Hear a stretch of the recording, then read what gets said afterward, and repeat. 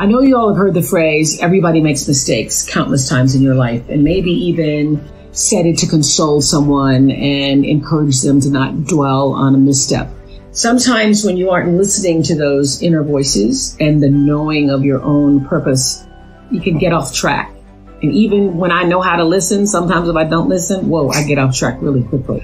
Life is like a wave, and you ride it through the ups and downs, the steady times, and then you anchor yourself in the storms. A mistake is a life experience designed to move you in a different direction.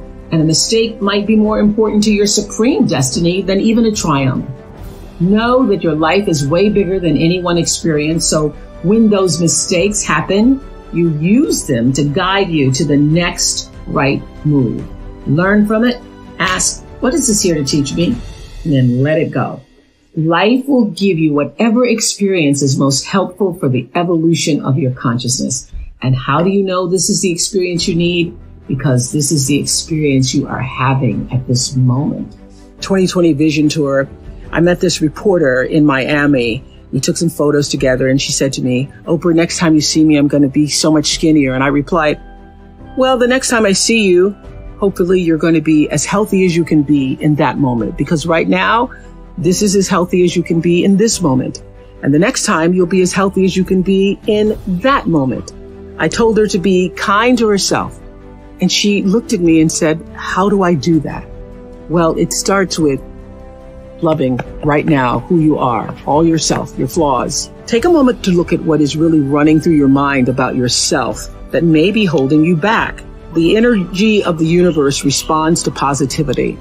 And so if you're telling yourself you're not slim enough, you're not good enough, when that negative chatter starts in your head, stops, lean away from it. When you let those thoughts of not being enough seep in, you can't really act out the best of yourself. The power of staying present. I believe that when you're fully present, that's when you're actually fully alive. When you need to focus on what to do or what to do next, the focus is just that. The now becomes your everything. That it's one of the most impactful spiritual practices, knowing the power of now. Living integrity means living in a way that honors your truest self. It's doing the thing that you know you're supposed to do. Only you know what that feels like for you. Everything we've covered in the past several weeks. Examine any moments when your head saying one thing and your spirit is saying another.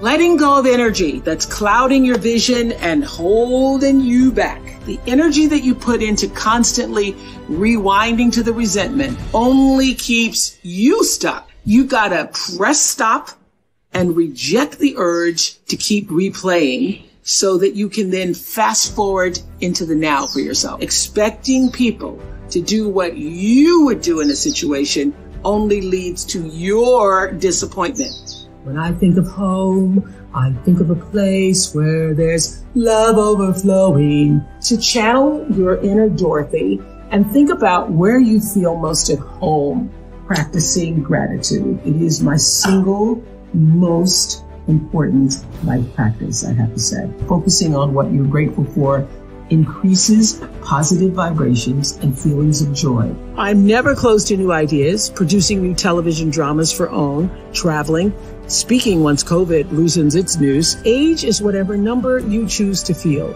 Past is gone, future's not promised to anybody. After you've done all you can, you just stand. You deserve peace. What can you do this week to take a stand for peace in your own life and the lives of those that you love? Now would be the perfect time to ask, what are you waiting for? What's the dream that you've been putting off pursuing until you have more money or you have more courage or you have more time? You can work the nerve to take a big leap, but you cannot work to add more time to the clock or guarantee more days in your life. So all death teaches us, I believe, about life. If it's a teensy tiny step, take that step now. Don't wait. Your legacy is every life you've touched. Your legacy is every life that you've touched. And we like to think of it. I know you have done amazing things with your philanthropy. Internal strength and internal courage it takes to say, no, I will not let you treat me this way, is what success is all about. You are worthy to say no. That it's okay if you say no. It's okay if you say no and then people don't like you. That's really okay. The important thing is how you feel about what you're doing, how you feel about yourself. Turn your wounds into wisdom. You will be wounded many times in your life. You'll make mistakes. Some people will call them failures. But I have learned that failure is really God's way of saying, excuse me, you're moving in the wrong direction. It's just an experience. Create the highest, grandest vision possible for your life, because you become what you believe. If you were to ask me, what is the secret to my success? It is because I understand that there is a power greater than myself that rules my life. If you can connect yourself to the source and allow the energy that it is your personality, your life force, to be connected to the greater force, anything is possible for you. Everybody, the thing that worked for me all these years, whether it was the magazine, or which I still have, or whether it was the show, I understood that there's a common denominator in the human experience. And I want the same thing you want, which is the same thing you want and you want. What we all want is to be able to live out the truest, highest expression of ourselves as a human being. I feel that until you have used your value as a human being, you're not done.